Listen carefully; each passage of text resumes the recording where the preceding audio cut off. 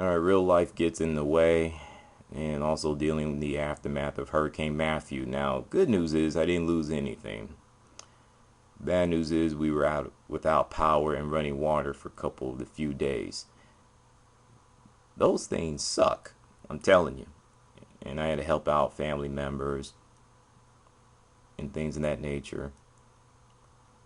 Plus, they had to throw away some food in the refrigerator and freezer due to not having power. And the food starting to spoil and rot, and things of that nature. So I apologize for not making videos. Like I said, real life comes first before anything else. I did get a chance to watch the Tampa Bay Buccaneers versus the Carolina Panthers. This would be review volume 124, and I will get to 125 in a second. Let me tell you why the Carolina Panthers were 1-4 before yesterday's game. When you lose the time possession battle, when you're not playing smart football, and when you turn the ball over more than the Tampa Bay Buccaneers, and when you have a third string running back, Jacquizz Rodgers, just running up the gut or running to the left, those are a recipe of a loss. Okay? It's that simple. The play that stood out to me the most, you run the ball 3 straight times. And you get to the goal line, especially in the red zone. Y'all want to get cute. I'm talking about the Carolina Panthers. You throw the ball, forcing the issue. It shouldn't be that way. Brent Grimes picked it off. Derek Anderson was trying to throw the ball to Greg Olsen because Greg Olsen was a beast in that game. 9 catches for 181 yards. That's a record for tight end for the Carolina Panthers in that game. And you know he was double covered, but hey, why not? Let me force the ball in there. You were testing them, and you failed big time. I put that on Derek Anderson. What were you thinking? You could have audible. You could have ran the ball. Shoot, you could have just chucked the ball out of bounds, out of the end zone, whatever. But instead, you forced the issue. Mike Shula, this is all on him too. Why did you make that call? Why did you get cute?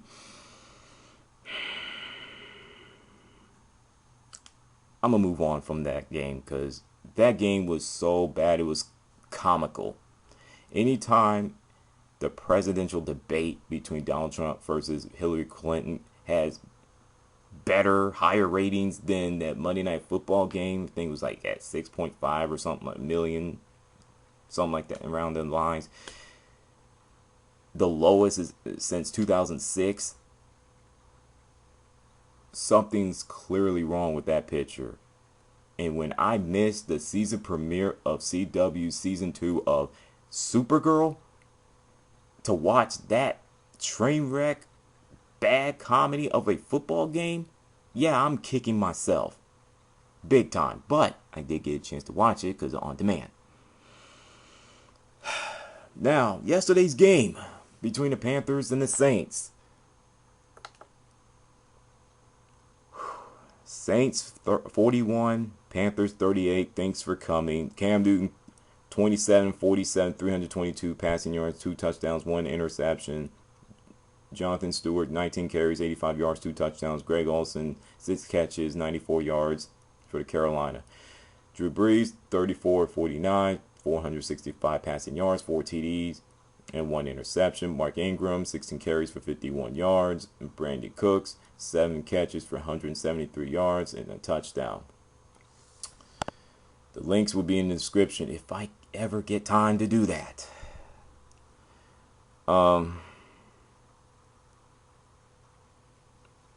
I went from being angry at this game to laughing my butt off. My emotions in that game was just all over the place.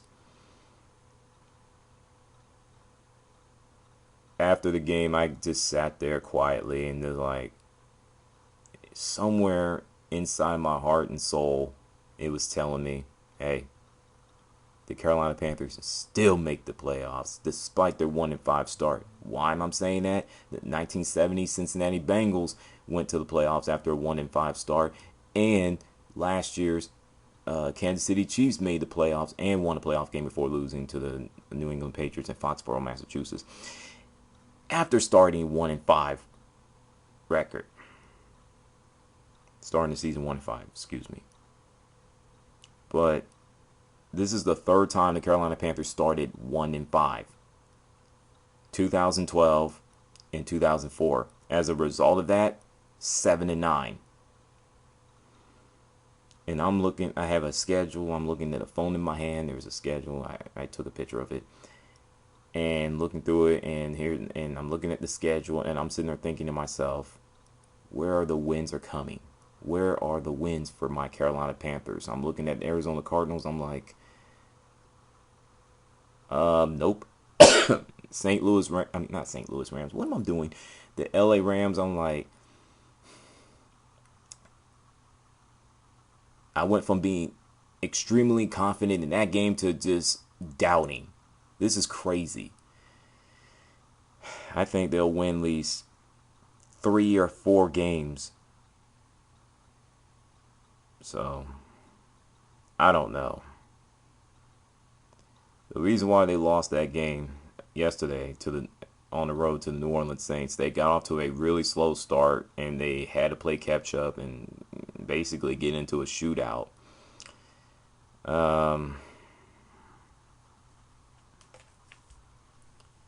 They were down 21-0, and at halftime they were down by 14, 24-10. And that's when they started to make some noise in the second half. If only Graham Cano, Double G, would have made an extra point field goal. Oh my God. Oh my Lord. Now the difference is that the Panthers had Cam Newton and Jonathan Stewart, and you still lost the game. Boy. I don't want to say the season's over for the Carolina Panthers. I really don't, because I gave you 2 teams that made a comeback after, starting 1-5. But the way the Carolina Panthers are playing, the way they're losing games, it's hard for me to be optimistic. It's very, very hard. So, and officiating this game was just trash. Absolutely trash, man. They're so bad to the point they couldn't tell what in the hell is a pass interference. You had Crawley blanket Ted Ginn Jr., and you had the referee staring right at those two the whole time, and you saw the referee was going to go for that flag. Instead of pulling it out, throwing it on the ground, he just made a little incomplete gesture, and that was the only time I screamed at the television. I'm like, are you flipping kidding me? Those plays being called, those calls are being made majority of the time. And you're telling me that's not a pass interference? What did you see that made you not wanting to throw the flag on that play? I don't trust the NFL. I really don't. Because they're very inconsistent. The referees are so inconsistent. They don't hold them accountable when they have a bad game or bad calls. They don't hold them accountable. I believe they don't. And don't even get me started on the player's safety. All that nonsense. Oh, we're all about player safety. Blah blah blah blah blah. Okay, but you watch Cam Newton, the reigning MVP of last year, get his head bashed in by the Denver Broncos. You only call one roughing the passing call for him, and that's the first time that happened since the week 14 of 2011, his rookie season. Seriously, NFL, really? Well, he plays different. He's still a quarterback at the end of the day.